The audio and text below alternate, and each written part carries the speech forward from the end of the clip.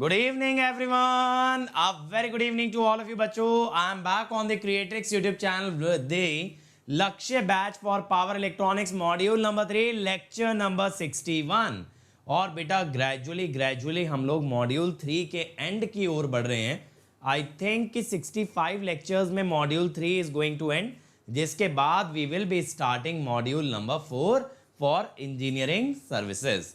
और अगर मैं बात करूं गेट के सिलेबस की, अगर सिर्फ गेट के सिलेबस की बात करें बेटा, तो गेट का सिलेबस आपका खत्म होने वाला है लेक्चर नंबर 62 में, यानी कि कल. तो आज हम करने वाले हैं डीपीपी नंबर 1 ऑन इन्वर्टर्स. तो यहां पे आप क्वेश्चन देखोगे बेटा इन्वर्टर्स पे, सम ऑफ द बेस्ट क्वेश्चन, और आपको बहुत मजा आने वाला है. So let me start by introducing myself. My name is Ankit Goyal. I got all India rank 1 twice in GATE. In 2014 and 2018, I was awarded gold medal by President of India himself in the year 2013 when I graduated from IIT. Till date, I have trained over 2 lakh students for GATE and DSE, and I am currently working as a director at an academy for GATE department. अब मेरे बारे में ये सारी बातें maximum जनता जानती है, लेकिन बच्चों मैं कहता हूँ सबसे इंपॉर्टेंट क्या है?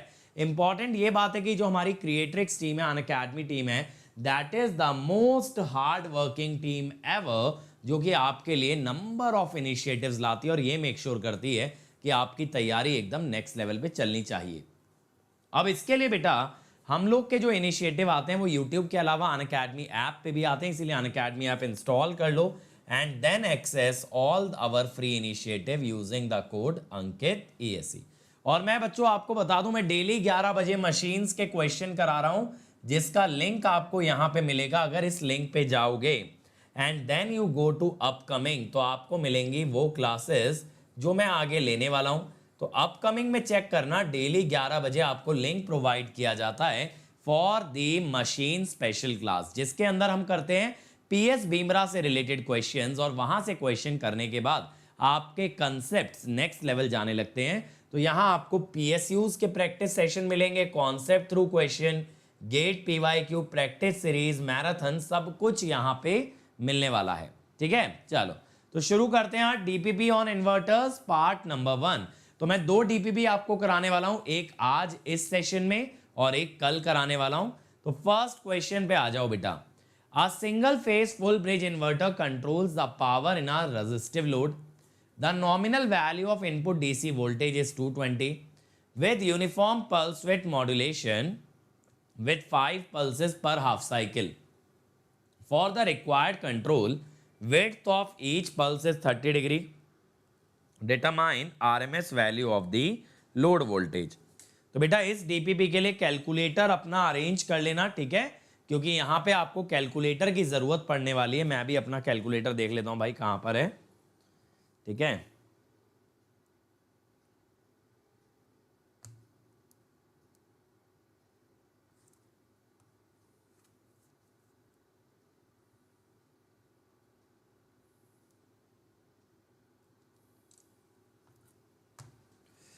आज लग रहा है हमारा कैलकुलेटर प्रेजेंट नहीं है भाई. मिल गया. चलो बनाओ यार, बनाओ मेरे भाई. चलो कम ऑन एवरीवन.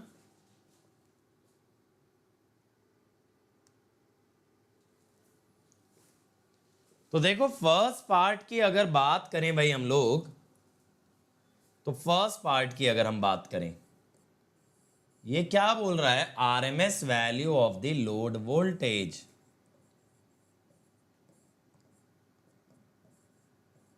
पांच पल्सेस हैं 30 डिग्री की, यानी टोटल है 150, है ना. टोटल पल्स विड्थ यही तो हुई बेटा. DC वोल्टेज है 220, 30 से अगर डिवाइड कर लो √5/6, कितना आ रहा है भाई? ये कितना आ रहा है? 200.83. चलो बहुत ही बढ़िया बात है भाई, 200.83. Okay. If the DC supply increases by 10%, determine the pulse width to maintain the same load power. अब आपने DC सप्लाई बेटा कितना कर दिया? 220 में 10% इंक्रीज कर दिया, तो एक्चुअली ये बन जाएगा 242. अगर आप सेकेंड पार्ट देखें तो अब आपका जो डीसी सप्लाई है ना वो 10% बढ़ करके हो जाएगा 242। अब ये कह रहा है पावर इज सेम। अगर रेजिस्टिव लोड में पावर सेम है इसका मतलब V not R M S must be same. ठीक है जी। अब V not R M S आना चाहिए 200.83। ठीक है, इज 242 इंटू वेट तो देखो टोटल 2D होती है, तो यहां से ना हमें 2D निकालना पड़ेगा। यहां से 2D निकालना पड़ेगा तभी हर एक पल्स की विड्थ आएगी। जरा देखें भाई, निकाल लिया है बहुत से बच्चों ने, बहुत ही बढ़िया भाई। ऐसे ही जोश बना के रखना है एवरीबॉडी, जोश रहना चाहिए। तो ये आ रहा है 123.96 और ईच पल्स कितना आएगा भाई 2D/5, क्योंकि आपकी 5 पल्सेस हैं पर हाफ साइकिल, 24.792। ठीक है जी, 24.792 ये आ गया सभी लोगों का। थर्ड पार्ट बेटा, if maximum possible pulse width is 35 degree, minimum DC input voltage for the same power. अगर मैक्सिमम पल्स विड्थ 35 डिग्री है तो मिनिमम डीसी वोल्टेज क्या होगी? तो बेटा अगर ये फिर से कह रहा है सेम पावर, तो इसका मतलब है same V not R M S, same V not R M S. अच्छा सर, अगर बेटा same V not R M S है तो देखो पल्स विड्थ अगर ज्यादा लोगे तो VDC छोटा आएगा। VDC अगर छोटा लोगे तो यहां पे आपने क्या ले लिया 5 × 35 मैक्सिमम पल्स विड्थ बाय 180। तो यहां से आपके पास आ गई VDC की मिनिमम वैल्यू। तो बेटा अगर एक सिंपल सी बात सोचो ना, V not R M S अगर आपने फिक्स कर रखा है तो जितना ज्यादा पल्स विड्थ लोगे उतना कम VDC, या जितना ज्यादा VDC लोगे उतना कम पल्स विड्थ।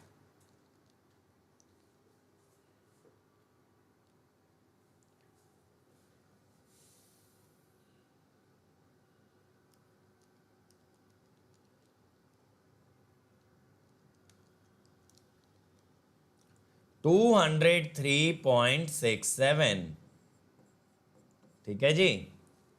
तो देखो इस टाइप का क्वेश्चन आपका मल्टीपल पल्स मॉड्यूलेशन पे बन सकता है। ये क्वेश्चन सभी को क्लियर हुआ यानी जल्दी से चैट में बता देंगे बेटा एक बार सबको ये क्वेश्चन बढ़िया से क्लियर हो गया? ये क्वेश्चन क्लियर हो गया भाई कैसे बनेगा? चलो, ओहो इतनी मक्खन बाजी मेरे प्यारे सर। बेटा अटेंडेंस देख लो, मैंने आपको पहले भी बोला अटेंडेंस सुधरेगी, मैं नोट्स दे दूंगा, मुझे कोई दिक्कत नहीं है, लेकिन अटेंडेंस ही नहीं है। मेरे तो दिमाग में रोज एक बार तो यही ख्याल आता है यूट्यूब पे पढ़ाना छोड़ दिया जाए। तुम बात कर रहे हो नोट्स की, है भाई? चलो, a single phase full bridge inverter using transistor and diode is feeding a resistive load of 3 ohm with input voltage of 60। चलो फटाफट से करते चलते हैं। हार्मोनिक फैक्टर फॉर LOH का मतलब लोएस्ट ऑर्डर हार्मोनिक। चलो करो भाई, फर्स्ट पार्ट बताइए। V not R M S, देखो यहां कोई पल्स विड्थ मॉड्यूलेशन मेंशन नहीं है, यानी स्क्वायर वेव मोड की आप बात करोगे कि जब आपका इन्वर्टर एक स्क्वायर वेव देता है। बहुत ही बढ़िया शुभम, ये आएगा बेटा VDC दैट इज 60 वोल्ट। अगला RMS fundamental voltage, RMS fundamental voltage, come on.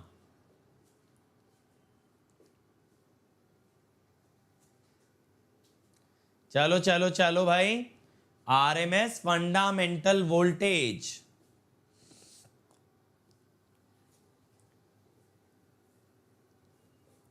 कैसे निकालोगे?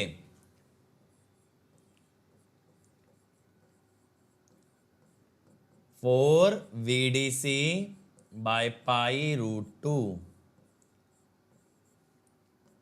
that is 2 root 2 by pi into 60. 2 root 2 by pi approximately 0.9 होता है, तो ये हो गया 54 वोल्ट। ठीक है जी। अगला, total output power and fundamental frequency power. Total output power and fundamental frequency power, बताओ भाई।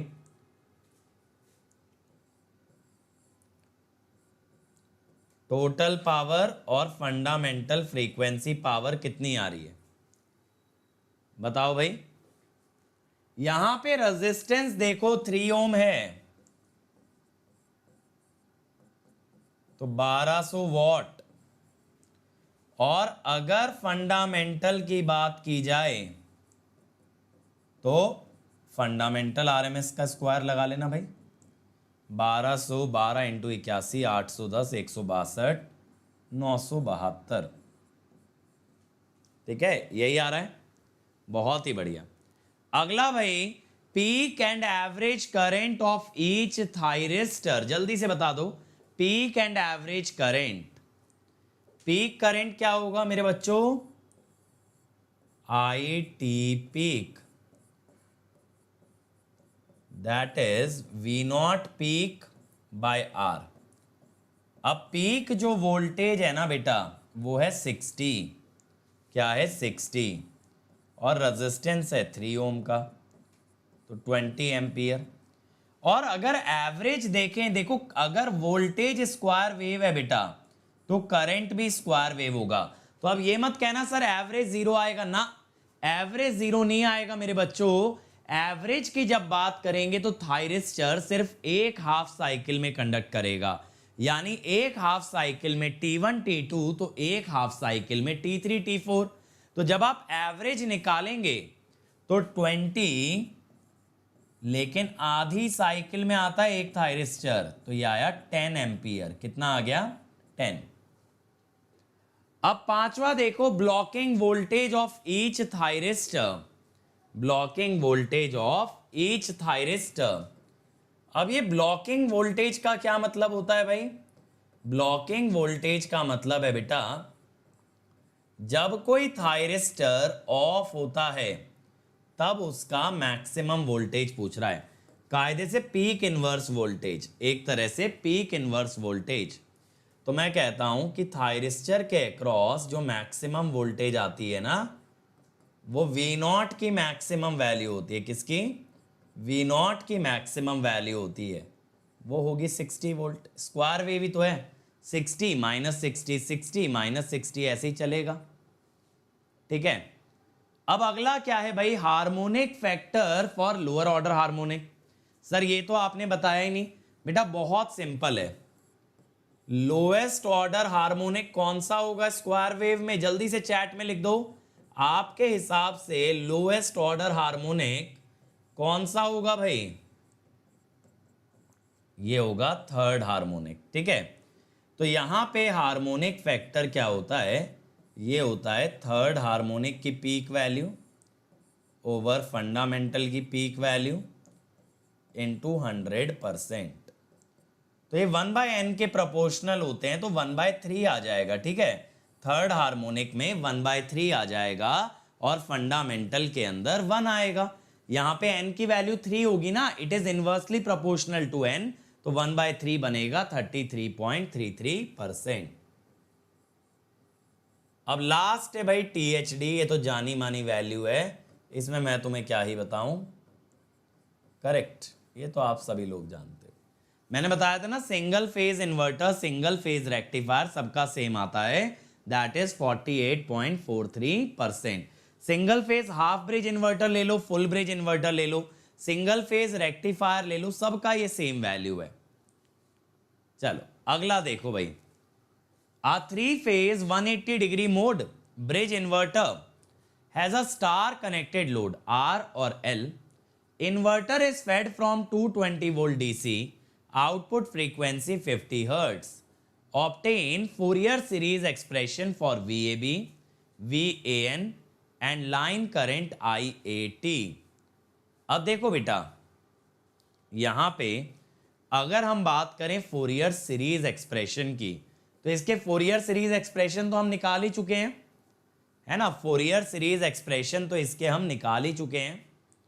चलो फटाफट से कर दो इसका।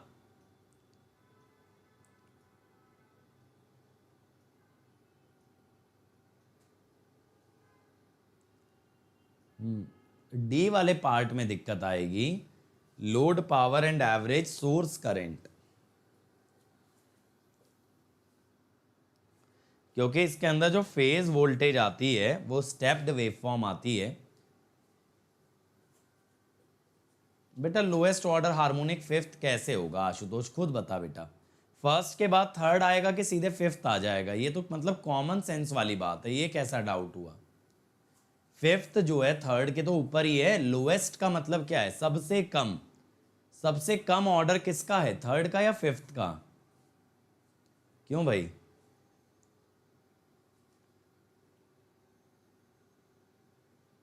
मेरे हिसाब से ना बेटा आप इसको सी पार्ट तक बनाओ, डी और ई एज सच नहीं कर पाएंगे हम लोग, क्योंकि उसके एनालिसिस में आरएल लोड की जरूरत पड़ेगी।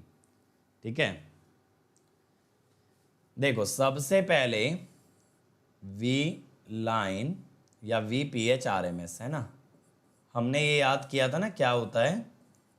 मैंने बोला था ना एक ही फॉर्मूला याद कर लो, √2/3 VDC, यानी कि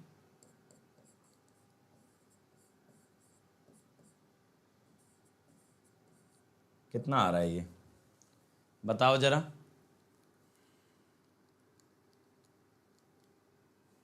103.7। ठीक है, अब यहां पे बेटा line to line RMS,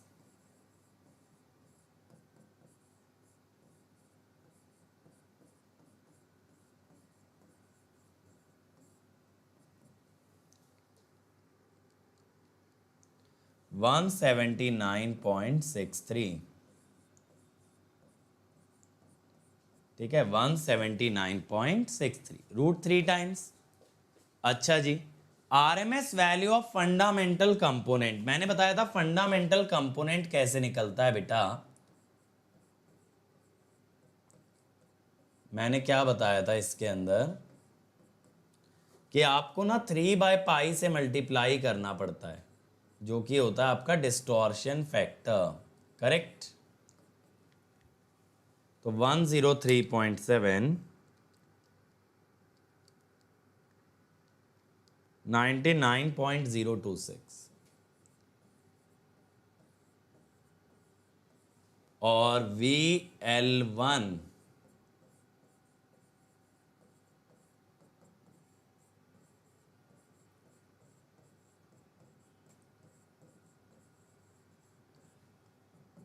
√3 times करोगे 171.52।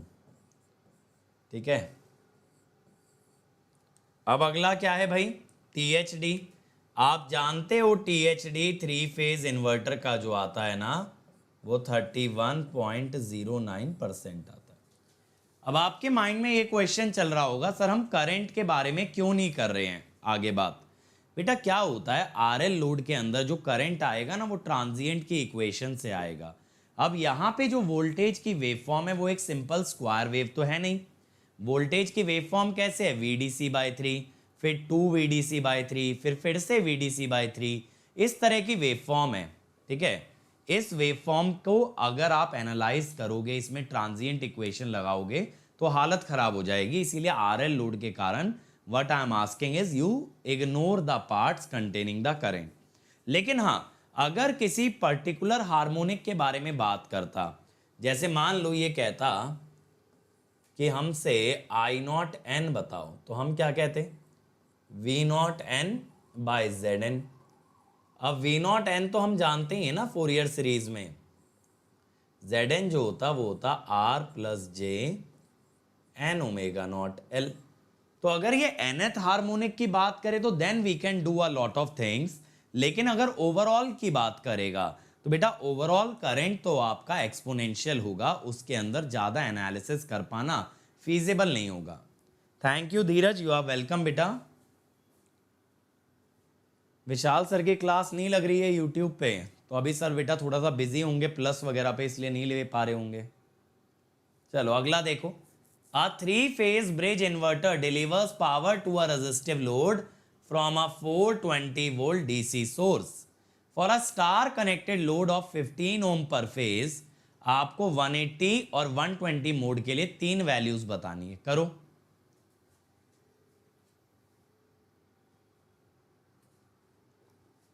बेटा देखो धीरे धीरे क्या है ना, आप लोगों की अटेंडेंस के कारण मैं आपको एक सच्चाई बता रहा हूँ, इसमें बुरा तो थोड़ा लगेगा लेकिन जो फैक्ट है, टीचर्स का ना इंटरेस्ट खत्म होता जा रहा है यूट्यूब से। मतलब मैं मैक्सिमम टीचर्स को देख रहा हूँ रेगुलर क्लासेस ना लेना। अब मैं खुद ही अगर अपनी बात करूँ, मैं कितनी सारी सीरीज स्टार्ट किया था, लेकिन right now at this point of time मेरे को मतलब खुद ही अंदर से मोटिवेशन नहीं आता कि उन सब सीरीज को कंटिन्यू करूँ, आपके लिए बढ़िया बढ़िया वीडियो बनाऊँ।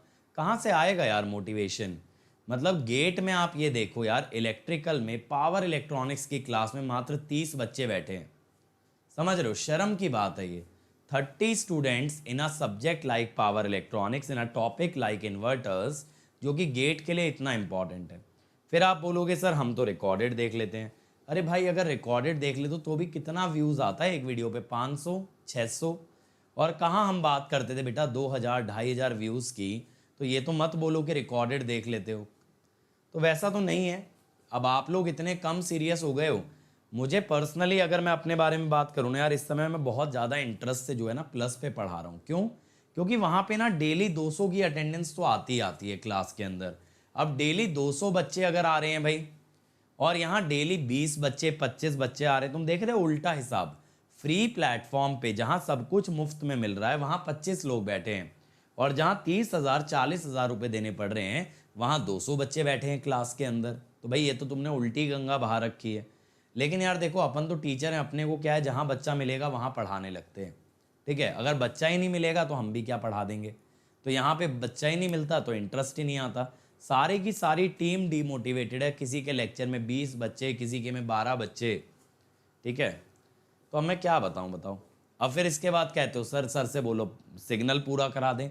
अरे भाई मोटिवेशन कहाँ से लाए टीचर, इसी के लगाने चाहिए रोहित। चलो यहां से शुरू करते हैं हम क्वेश्चन फर्स्ट पार्ट।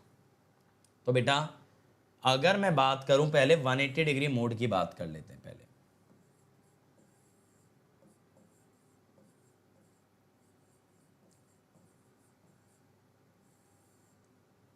VPH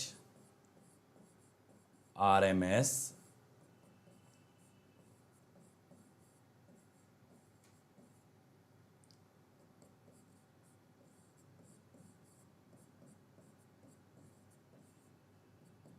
ठीक है, तो ये कितना आएगा भाई,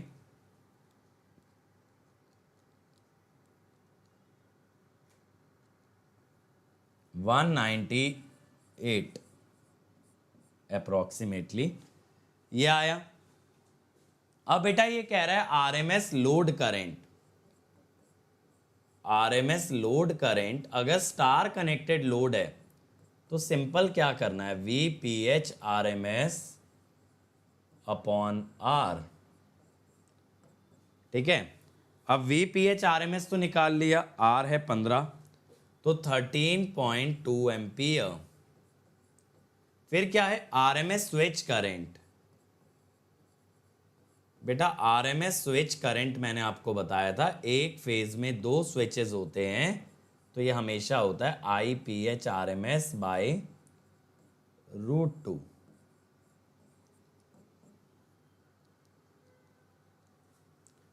.333 ampere. Load power 3 IL। IL को आई लाइन समझ लो, लोड समझ लो, बट स्टार है ना तो लाइन और फेस तो सेम ही होता है।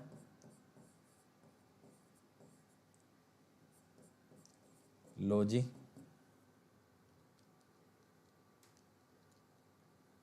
7.84 किलोवाट। ठीक है जी, यहां तक क्लियर है सबको। अब आते हैं इसके बी पार्ट पे, 120 डिग्री मोड। देखो थ्री फेज इन्वर्टर पे जो सवाल आता है ना वो हमेशा फॉर्मूला बेस्ड होता है, और जो सिंगल फेज इन्वर्टर पे आता है वो लॉजिकल हो सकता है, उसके अंदर थोड़ा दिमाग लगवा सकता है। तो VPH/RMS कितना होता है, VDC/√6।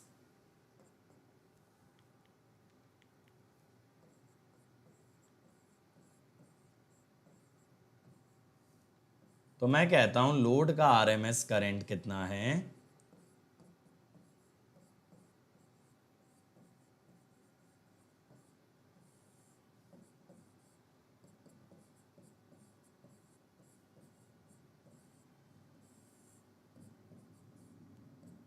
(420/√6/15)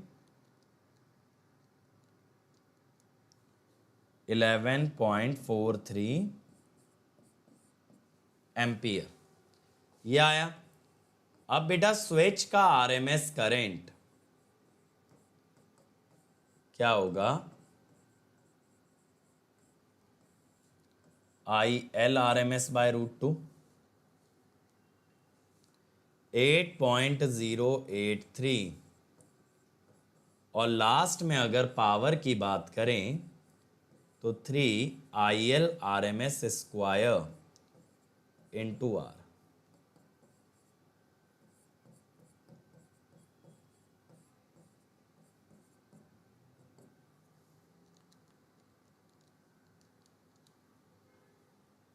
(5.879 किलोवाट). ठीक है भाई।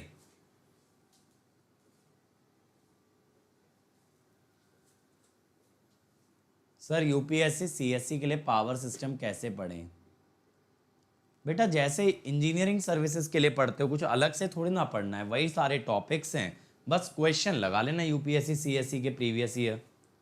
चलो अब अगला देखो।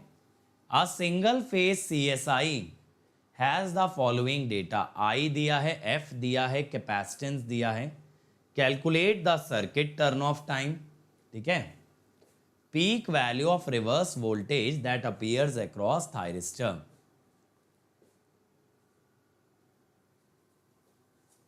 नहीं नहीं शुभम, क्योंकि वहां पे भी हैं एक फेज के अंदर दो ही थायरिस्टर, भले ही करते 120 के लिए कंडक्ट हैं, लेकिन बाकी 120 में फेज ही कंडक्ट नहीं कर रहा ना बेटा।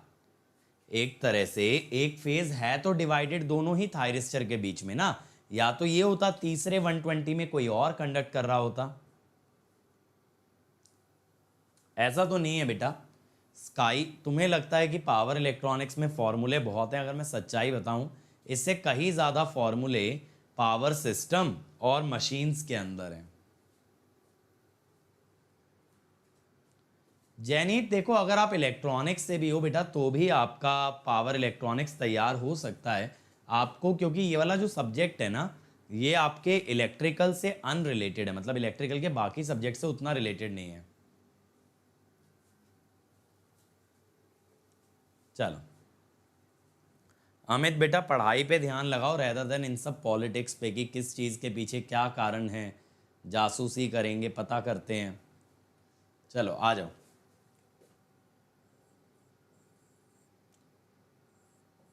अब बेटा circuit turn off time,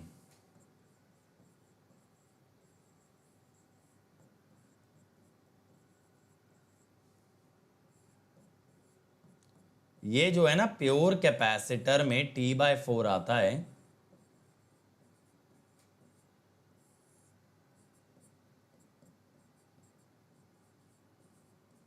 that is 5 millisecond, है ना। मैंने बताया था ना ट्राइंगुलर वेवफॉर्म बनती है, ट्राइंगुलर वेवफॉर्म सॉरी 2 मिलीसेकेंड/4, 500 हर्ट्ज से 50 हर्ट्ज नहीं है। ट्रायंगुलर वेवफॉर्म में आधी नेगेटिव होती है आधी पॉजिटिव होती है। जहां पे वेवफॉर्म नेगेटिव होती है वहां थायरिस्टर रिवर्स बायस होता है। अगला क्या पूछ रहा है, पीक रिवर्स वोल्टेज। अब बेटा पीक रिवर्स वोल्टेज जो डिवाइस के अक्रॉस आती है वो आउटपुट की पीक होती है। VT peak is basically V0 peak, V0 की पीक वैल्यू होती है। अब वी नॉट पी कैसे निकालें, देखो हम कहते हैं C D V by D T is current, ठीक है, इज करेंट। तो यहां पे सी आता है 20 माइक्रोफैरेड और कैपेसिटर की वोल्टेज जाती है वीपी से माइनस वीपी से वीपी, कैपेसिटर चार्ज होता है। टाइम लगता है इस काम में T/2, करंट है 30, तो यहाँ पे बेटा 2 Vp बन गया 30/4 FC, 500 इंटू 20,000 मिली और 7.5, तो 7,500 वोल्ट आ रहा है, यही आ रहा है भाई 7500 वोल्ट।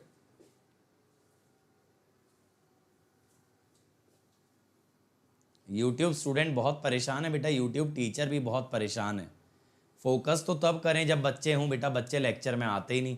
इसीलिए टीचर्स अभी पता है क्या सोचते हैं कि कैसे ना कैसे जो भी हमारे कमिटेड आवर्स हैं वो पूरे कर लें। कोई जो है ना ऐसा नहीं चाहता कि अपने आवर्स से, अपने रिक्वायरमेंट से ज़्यादा एफर्ट डालें अमित। अब बेटा इसके लिए किसे जिम्मेदार माने? इस चैनल पे 7,500 8,000 वीडियोज़ हो जाएंगे इस साल में आराम से, 8,000 से भी ज़्यादा। अब लेकिन बच्चे नहीं आ रहे हैं देखने।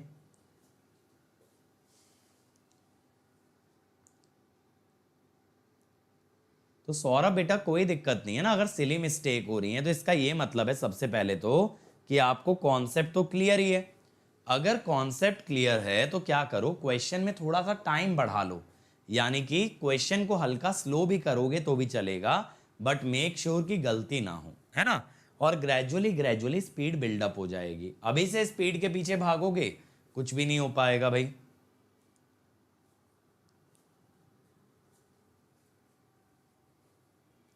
अब मेरा तो कमिटमेंट देखो बेटा आप लोगों से पावर इलेक्ट्रॉनिक्स का है, मैं ईमानदारी से पावर इलेक्ट्रॉनिक्स पूरा कर रहा हूँ और कोशिश कर रहा हूँ जल्दी से जल्दी कर दूँ। मशीन की क्वेश्चन सीरीज कमिट की थी, 49 वीडियोस उसके अंदर दिए, सोच रहे हो 49।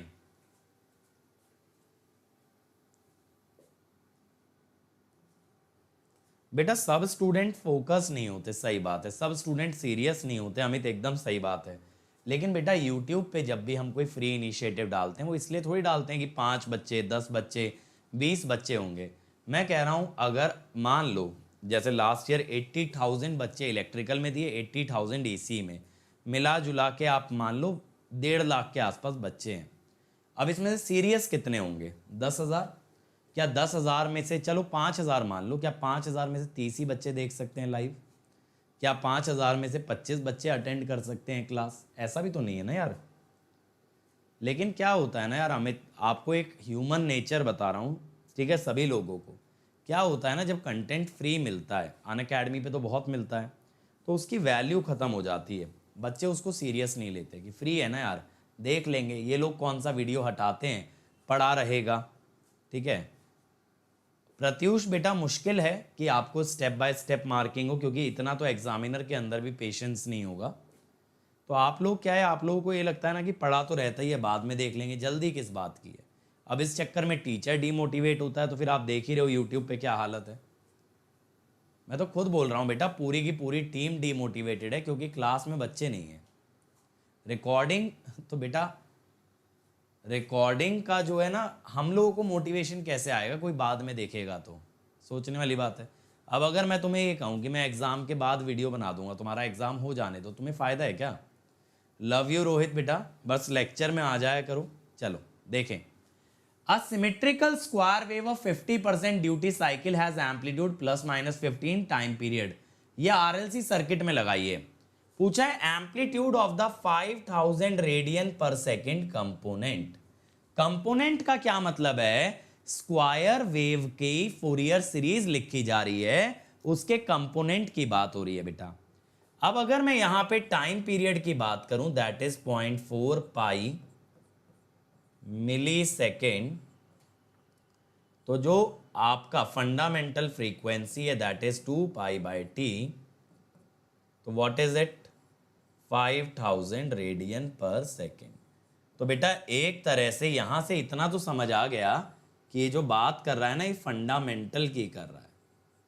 अब ये स्क्वायर वेव है सिमेट्रिकल ±15 की, तो आपसे क्या पूछा है, एम्पलीट्यूड। तो एम्पलीट्यूड की अगर मैं बात करूं एक स्क्वायर वेव के फंडामेंटल की,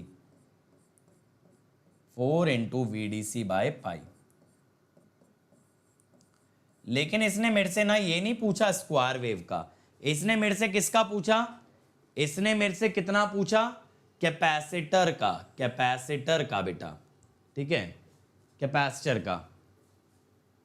अब यहां पे देखो अगर कैपेसिटर का पूछा गया है तो क्या करें, यहां पे बेटा ये जो अब आपके पास आ रहा है ना 60 बाय पाई, तो actually it is a sinusoid.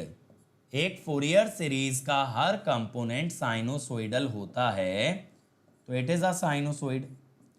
अब बेटा अगर ये साइनोसॉइड है तो क्या होगा यहां पे, अगर ये साइनोसॉइडल है तो इसको हम लोग एसी एनालिसिस से बना सकते हैं। तो सबसे पहले मैं क्या करता हूं ना बेटा, मैं एक्सेल निकाल लेता हूं 5000 के लिए, 5000 इंटू 10 मिली हेनरी यानी 50 ओम, ठीक है, एक्सी।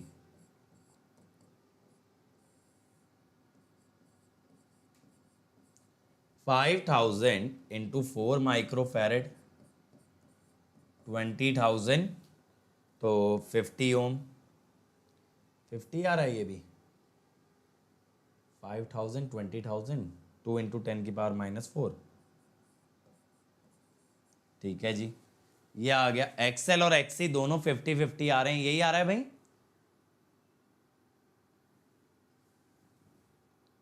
आना तो यही चाहिए। अब एक्सएल और एक्सी अगर 50-50 आ गए तो एक तरह से ये सर्किट तो रेजोनेंस में चला गया। अब मैं कहता हूं कि करंट का एम्पलीट्यूड क्या होगा, 60 by pi upon R. R कितना है भाई, 5 ohm, that is 12 by pi. अब अगर मैं कहूं VC1 का एम्पलीट्यूड, तो that is I01 into XC1, ये 50 है ना, तो 600 बाय पाई कितना आ रहा है, 190.98। बहुत ही बढ़िया शुभम, शुभम इस बार रैंक निकालेगा देखना यूट्यूब से, 190.98, ठीक है। तो बेटा यहां पे ये जो क्वेश्चन था ना, इसमें क्रूशियल वर्ड ये था कि इसने कंपोनेंट यूज किया।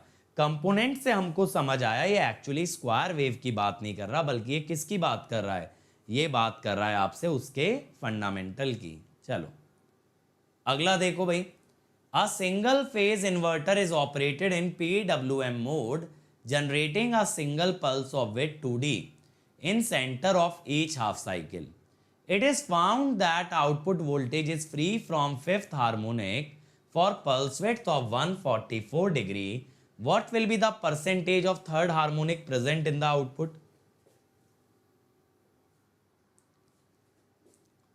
चलो भाई आपको ना रेशियो बताना है थर्ड हार्मोनिक और फंडामेंटल का। इसने बोला पल्स विड्थ हम 144 लेके चल रहे हैं ताकि थर्ड हार्मोनिक ना, सॉरी फिफ्थ हार्मोनिक ना बने। करो भाई।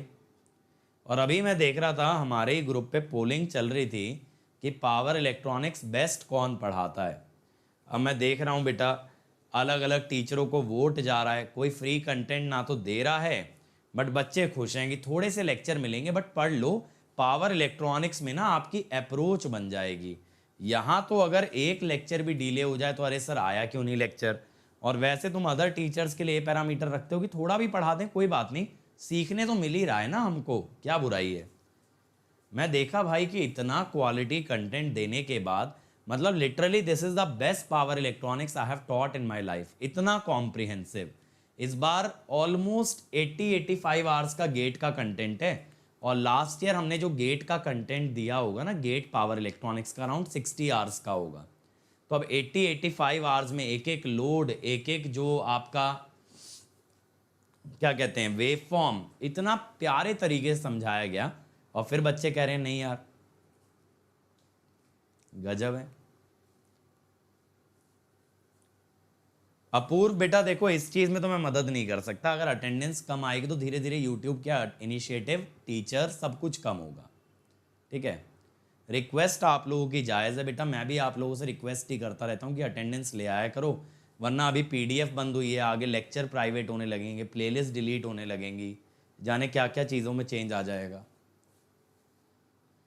ठीक है, तो मैं क्या कर सकता हूँ यार इसके अंदर। देखो भाई यहाँ पे 2D दे रखा है 144 डिग्री, आप लोग अपना कमिटमेंट तोड़ रहे हो, एक दिन जाके मुझे भी तोड़ना पड़ेगा कि प्लेलिस्ट प्राइवेट नहीं होगी, है ना किसी दिन तो वो टाइम आएगा ही। मैंने एक कमिटमेंट दिया था सब बच्चों को कि इस चैनल पे कभी कोई लेक्चर प्राइवेट नहीं किया जाएगा, लेकिन अब आप ही लोग मुझे मजबूर कर रहे हो कि सर हम लोग वैल्यू नहीं करते फ्री कंटेंट, आपको प्राइवेट करना चाहिए। कुछ लेक्चर तो देखो आप ही लोग रिपोर्ट कर करके प्राइवेट करा चुके हो उस चैनल के। अब बच्चों ने सोचा क्या कि लेक्चर में गलती बीनेंगे, बढ़िया प्राइज़ मिलेगा, मिल गया प्राइज़, बाकी लोगों के लिए लेक्चर प्राइवेट हो गया वो। क्योंकि भाई अगर किसी भी लेक्चर में गड़बड़ी है तो हम गलत कंटेंट थोड़ी देना चाहेंगे, वो लेक्चर हट जाएगा, सिंपल सी बात है।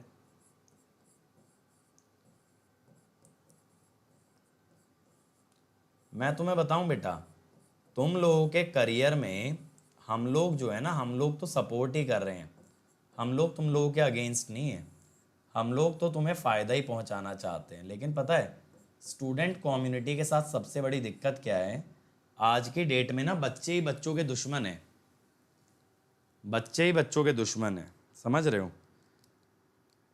तुम लोगों का मतलब अगर स्टूडेंट देखो क्लास अटेंड करें तो तुम सोच भी नहीं सकते कितने बढ़िया बढ़िया इनिशिएटिव यहाँ पे पॉसिबल हैं।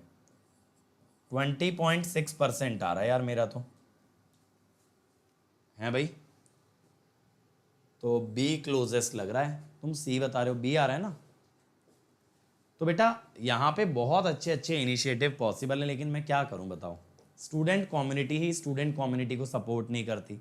अब तुम लोगों से इतना कहता हूँ लेक्चर शेयर किया करो, आज तक रेयरली मुझे मतलब महीने में अगर एक पोस्ट मिल जाए ना जिस बच्चे ने सोशल मीडिया पे स्टोरी डाली हो हमारे वीडियो की या मेरे वीडियो की, उसमें मुझे टैग किया हो कि हाँ सर अंकित सर अच्छा लगा लेक्चर पढ़ के, आज के इस लेक्चर में इस पॉइंट पे बहुत मज़ा आया, बहुत कुछ सीखने मिला, महीने में एक आती है। और फिर तुम लोग कहते हो हम लोग फाइनेंशियली वीक हैं। अरे भाई फाइनेंशियली वीक दुनिया है, ठीक है बहुत लोग हो सकते हैं, लेकिन दिल के गरीब क्यों बन रहे हो भाई, दिलेरी तो दिखा सकते हो, दिल तो बड़ा रख सकते हो, वो भी नहीं है, बताओ। मैंने तो हमेशा बोला है बेटा यूट्यूब के स्टूडेंट्स को पार्टनर बनना पड़ेगा, आप लोग ये नहीं सोच सकते कि आपके लिए ना कोई एहसान किया जाए, आप लोगों की मदद की जाए। बेटा मदद मांगनी क्यों है ना, हासिल करो चीज़ें, इस काबिल बनो कि आपको कोई ना ना कह पाए, आप काम ऐसा करो ना कि हमारा खुद का मन करे आप लोगों के लिए 10 चीज़ें करने का। हमेशा ये जो मांगने वाला एटीट्यूड है ना, सर ये मदद कर दो, सर ऐसा कर दो, सर वैसा कर दो, ये इनिशिएटिव ले आओ, क्यों जस्टिफाई करो ना उसे, तुम लोग अटेंडेंस लाओ। पता है बीच में मेरा अप्रैल मई के अराउंड इतना मोटिवेशन था ना कि आप लोगों के लिए ये बनाऊंगा, वो वीडियो बनाऊंगा, ये भी करूंगा, मैं इवन पीएलसी स्काडा तक का कोर्स प्लान कर लिया था आप लोगों के लिए। लेकिन यार आज के डेट में मोटिवेशन ही नहीं है, मतलब मुझे ही खुद ये लगता है 6 बजे वाली क्लास लेते हुए कि यार 6 बज गए अब पढ़ाना पड़ेगा, बताओ। और सुबह 7 बजे उठ के आधी नींद में उठ करके तब जोर नहीं पड़ता क्लास लेने में प्लस की, क्यों, क्योंकि बच्चे आ रहे हैं। बताओ क्या करें, तुमने इस चैनल को कहाँ से कहाँ पहुँचा दिया। एक समय ऐसा था हम लोग पता है 3 मिलियन व्यूज़ टच कर रहे थे एक मंथ में, अब धीरे धीरे गिरते गिरते 1.5 मिलियन पे जा रहे हैं। कैसे, क्योंकि बच्चे ही नहीं आ रहे, बच्चे चिल करके बैठे हैं। अब मुझे क्या पता भाई ऐसा इतना ढीला एटीट्यूड क्यों हो गया। देखो यहाँ पे मैंने आपको तरीका क्या बताया था बेटा कि टाउ होता है, देखो अगर फॉर्मूला भूल भी गए तो भी चलेगा, टाउ होता है RC/2, 0.5 माइक्रो सेकेंड। अब मैंने बोला था एक हाफ साइकिल जो है ना 4 टाउ से बड़ी होनी चाहिए ताकि कैपेसिटर की वोल्टेज सेटल हो पाए, यानी कि time period must be greater than equal to 4 micro second, तो frequency must be less than equal to 250 kilo hertz. B, ठीक है। चलो अगला देखो भाई, बेटा प्रत्यूष एब्सोल्युटली काम कोई भी नहीं रहता पेपर में। मैं तो यार 2 बार फर्स्ट रैंक लाया हूँ, मेरे को ही डर लगता है शुरुआत के टाइम में। बट ये 3 घंटे भी कोई पैनिक नहीं कर सकता पूरे, ये भी सच है। जैसे कि कोई पूरे पेपर में काम नहीं रह सकता, ऐसे पूरे पेपर में लगातार 3 घंटे पैनिक भी नहीं हो सकता, कोई पॉसिबल ही नहीं है।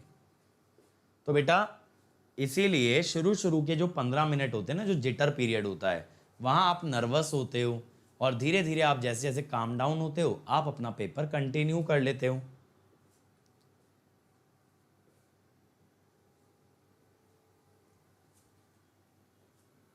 करो भाई इसको, चलो इजी सवाल है ये।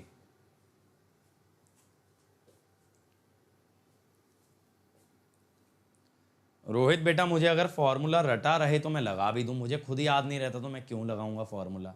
अभी मैं ही कंफ्यूज था 1/4 RC 8 RC क्या होता है। टेस्ट सीरीज ट्राई करो सौरभ, प्रीवियस ईयर के बाद 10 ओम। चलो देख लेते हैं। देखो क्या होता है बेटा, लोड कम्यूटेशन आरएलसी में कहां पे आता है, ये आता है ना अंडर डैम्प्ड के केस में। कहां पे आता है, अंडर डैम्प्ड के केस में। अब बेटा यहां पे क्या होता है ना, लोड कम्यूटेशन में जब बात करते हैं तो अंडर डैम्प्ड में आता है लीडिंग पावर फैक्टर। तो tan 45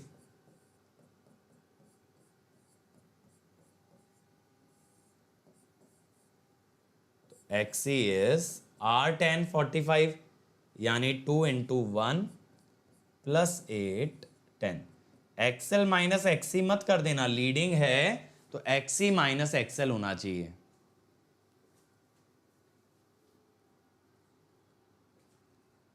मैंने क्रिएट्रिक्स का पूरा क्रैश कोर्स पढ़ा तो मेरे 49 मार्क्स आ गए, बट जब पूरा सिलेबस पढ़ते हैं तो कंटिन्यू नहीं कर पाते। बेटा 49 मार्क्स आना और कंटिन्यू ना कर पाना, इन दोनों चीज़ों का क्या रिलेशन होगा। जो जर्नी जितनी लंबी होती है उतनी ही ज़्यादा मुश्किल होता है ना उसमें बने रहना, सोचने वाली बात है। तो क्रैश कोर्स तो फॉलो करना फिर भी आसान है क्योंकि छोटा होता है, लेकिन कॉम्प्रिहेंसिव कोर्स बेटा पूरा डिटेल में होता है, टाइम लगता है। अब ये सोचो हम ये कोर्स जून से चला रहे हैं, सितंबर में ख़त्म हो रहा है, यानी 3 साढ़े 3 महीने अपने को लग गए अच्छे से सिलेबस कवर करने में। अब 3 साढ़े 3 महीने और 15 दिन, तो बेटा फ़र्क है ना।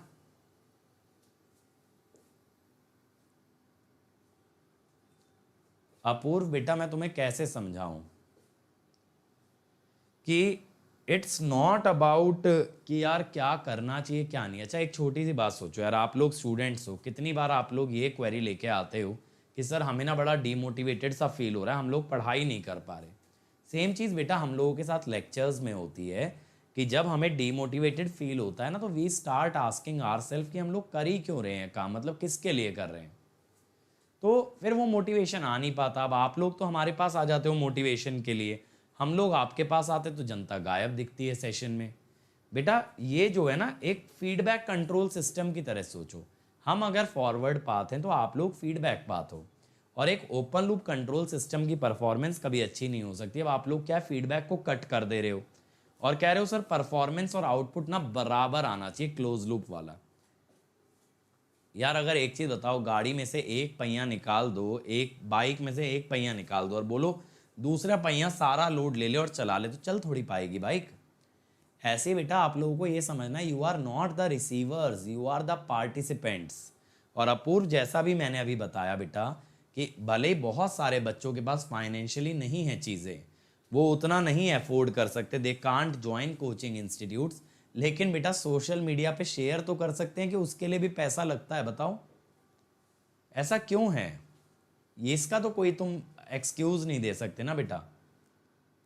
मुझे गॉड कहने से क्या फ़ायदा, अगर तुम गॉड कह रहे हो तो बेटा अगर तुम्हारे सामने, चलो तुम कहते हो कि भगवान हो, तो भाई भगवान अगर तुमसे ये कह रहा है कि प्लीज़ मेरे लिए ये काम कर दो, आप शेयर कर दो, मतलब इतनी बड़ी बात हो गई।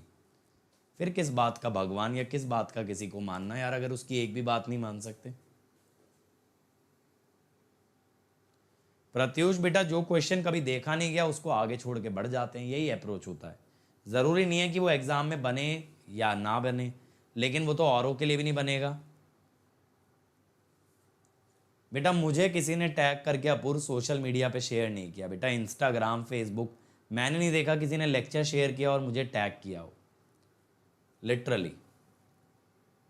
हाँ भाई, कंडक्शन टाइम ऑफ डायोड बहुत इजी है। देखो पहले क्या करो, फंडामेंटल की बात हो रही है, एक्सेल है 2 पाई × 50। और चलो ये सब बातें ना आज 8 बजे करेंगे, आज से चर्चा सीरीज स्टार्ट कर रहे हैं, तो आप लोगों से चर्चा करने के लिए ही है, आप लोगों से बातचीत करने के लिए, आप लोगों के साथ टाइम स्पेंड करने के लिए, इसीलिए ये आया बेटा 11 ओम।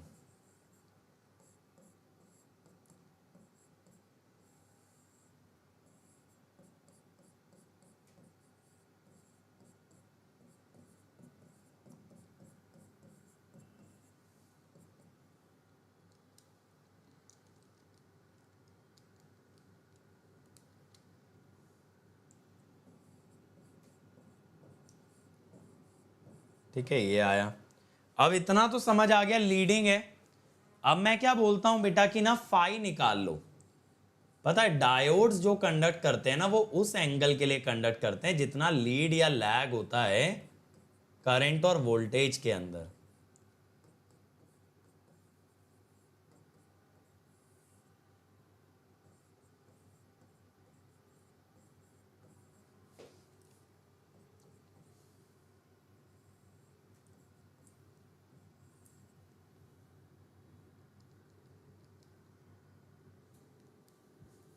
ये आया 67.24 डिग्री।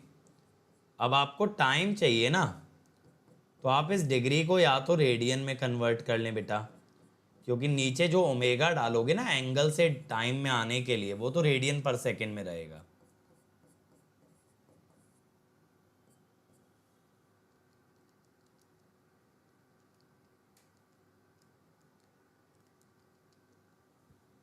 थ्री 3.73 मिली सेकेंड। ठीक है, तो क्लोजेस्ट ऑप्शन सी है, क्लोजेस्ट इज सी। ठीक है भाई, चलो अगला देखो भाई, अ single phase full bridge VSI has RMS value of fundamental output voltage with single pulse modulation equal to 150. What is the RMS voltage if DC voltage is 250? ये कह रहा है फंडामेंटल आउटपुट वोल्टेज है 150, RMS आउटपुट वोल्टेज कितना होगा अगर DC voltage है 250? बताओ भाई, DC वोल्टेज दिया है, फंडामेंटल आउटपुट दिया है, टोटल RMS मांग रहा है। करो इसको, कैसे करोगे? और देखो कल आपका गेट का सिलेबस खत्म हो जाएगा, तो आगे जितना भी पढ़ाने वाला हूं बेटा that is related to ESE।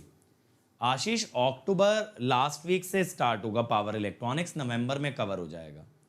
ठीक है, और अक्टूबर में मैं एक और नया इनिशिएटिव प्लान कर रहा हूं प्लस पे, उसके बारे में भी जल्दी इन्फॉर्म करूंगा, एक बार टीम से अप्रूवल मिल जाए।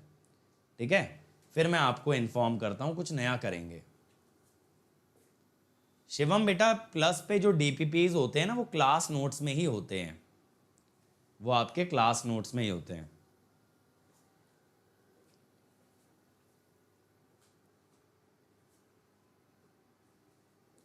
चलो जल्दी से बताओ इसका क्या आएगा।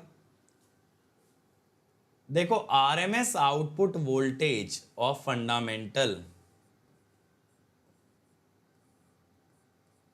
वो होती है VDC साइन D। ठीक है, यहां से D निकल सकता है, पल्स विड्थ नहीं दे रखी ना हमें, यहां से D निकल सकता है भाई। थैंक यू मनीष बेटा, वो अच्छा लगा आपको तो बहुत ही बढ़िया, यानी कि सफल हो गया हमारा इनिशिएटिव। 41.81। अब हमसे पूछ रहा है V0 RMS। V0 RMS simple है VDC √2D/π। ठीक है, VDC कितना है भाई 250, 2D कितना होगा 83.6 बाय 180,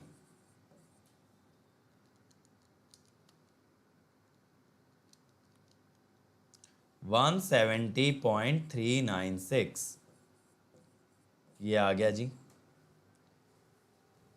तो ए आएगा closest, closest will be A, ठीक है। चलो next, a single phase full bridge inverter is fed from a DC source such that fundamental is 230, the RMS value of thyristor current if the load is R equal to 2 ohm, XL 8, XC 6। करो भाई।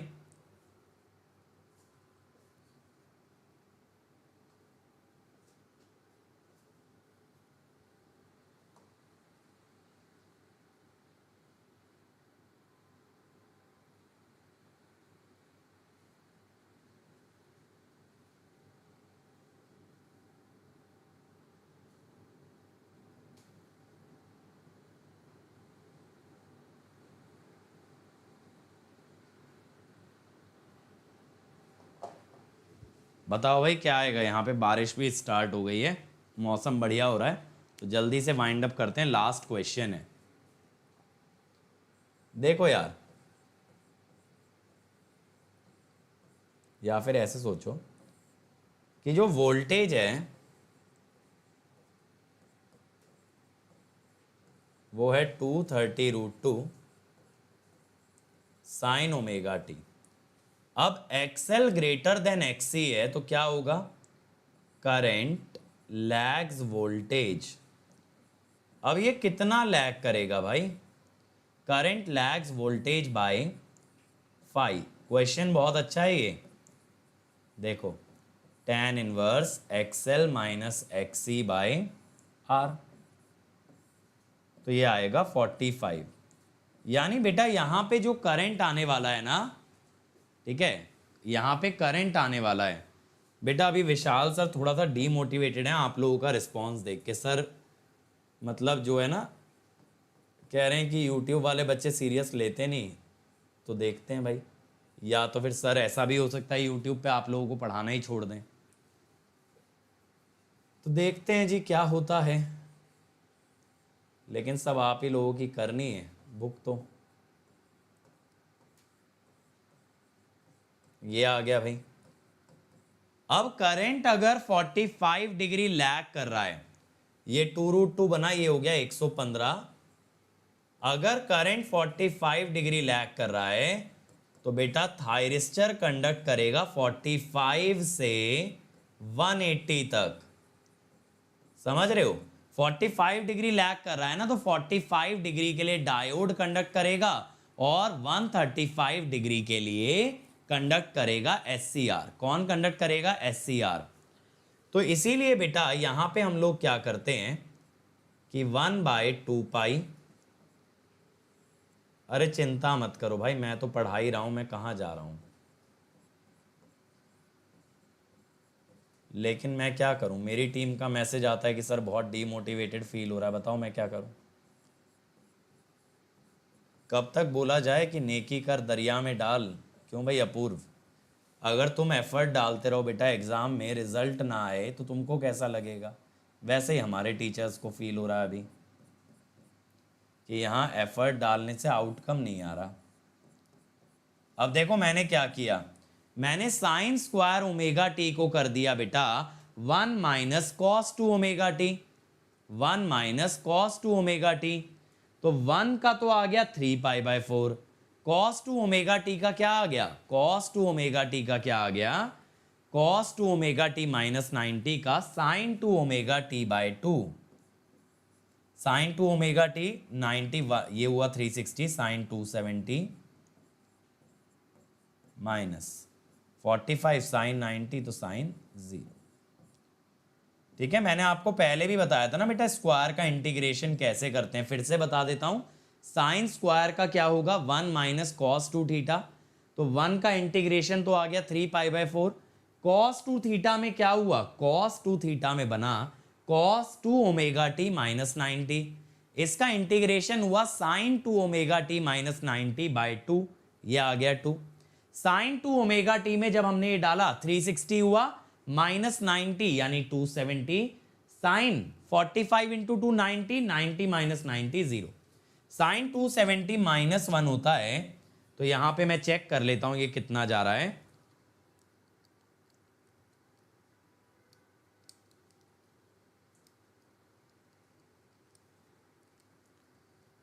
ठीक है जी, 54.826 ये आएगा। सही है बच्चों, तो ये बन गया।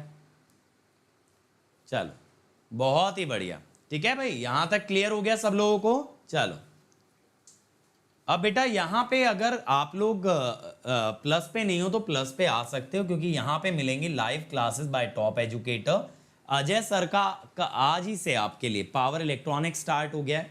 मैं पावर सिस्टम ले रहा हूँ और विशाल सर आपके लिए इंजीनियरिंग मैथमेटिक्स ले रहे हैं। यहाँ कॉम्प्रिहेंसिव के साथ मिलेंगे क्रैश कोर्स, डेली असाइनमेंट होगा, हर संडे टेस्ट होगा।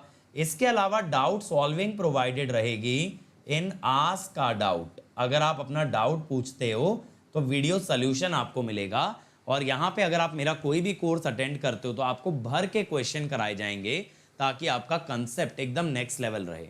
और अगर आइकॉनिक जाते हो तो और भी बढ़िया, क्योंकि वहाँ ये सब के साथ एक पर्सनल कोच मिलेगा जो आपका सेल्फ स्टडी मेंटेन करवाएगा, स्टडी प्लान बनवाएगा पूरा का पूरा, स्टडी बूस्टर सेशन में आपको गाइड करेंगे बेस्ट टीचर्स, टेस्ट का सेपरेट एनालिसिस, स्टडी मटेरियल और डेडिकेटेड डाउट क्लियरिंग इंस्ट्रक्टर जिनसे आप कॉल पे अपने डाउट क्लियर कर सकते हो।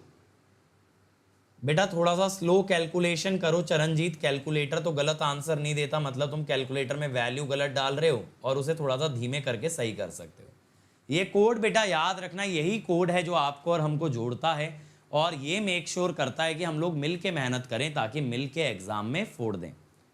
इसके बाद ये देखो बेटा कि अगर आप अनअकैडमी ज्वाइन करते हो तो 2 ईयर का सब्सक्रिप्शन लेना ताकि आपको ना मैक्सिमम बेनिफिट मिले। मैक्सिमम कैसे? अगर 2 साल तैयारी करोगे तो बेटा कॉन्सेप्ट इंजीनियरिंग के बहुत सॉलिड बन जाएंगे। मैं जानता हूँ फीस हाई लगती है, लेकिन ये फीस आप EMI में दे सकते हो, अनअकैडमी से एजुकेशन लोन पे दे सकते हो। तो अनअकैडमी चाहता है कि जो बच्चे फाइनेंशियली कमज़ोर भी हैं वो भी आगे बढ़ पाएँ। और अगर 2 ईयर आइकॉनिक अफोर्ड कर सकते हो तो बेस्ट है, क्योंकि बेटा 2 साल अगर आपके पास कोई टॉपर रहेगा जो कि रेगुलरली हर 1-2 दिन में आपसे बात करेगा तो डेफिनेटली आपकी परफॉर्मेंस नेक्स्ट लेवल जा सकती है। और साथ ही साथ मैं बता दूं बेटा बहुत ही जल्द प्राइस बढ़ने वाला है, इसीलिए जल्दी से ज्वाइन करो ताकि मिनिमम प्राइस में करो, क्योंकि कहते हैं ना अब पछताए होत क्या जब चिड़िया चुग गई खेत। तो इससे पहले चिड़िया खेत चुग जाए बेटा, उससे पहले खेतों को बचा लो, यानी मिनिमम प्राइस में ज्वाइन कर लो, बाद में रिग्रेट करके फायदा नहीं। और यहाँ पे बेटा आपके लिए डाउट फीचर आ गया है प्लस यूजर्स के लिए, जहां अनलिमिटेड डाउट पूछ सकते हो कभी भी कहीं से भी।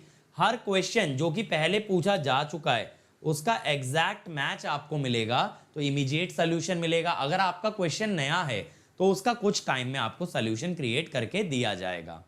और बेटा ये ध्यान रहे मेरा 1 अक्टूबर से पावर सिस्टम 2 स्टार्ट हो रहा है, जिसके अंदर फॉल्ट, स्टेबिलिटी, प्रोटेक्शन और जनरेशन यूनिट हम कवर करेंगे।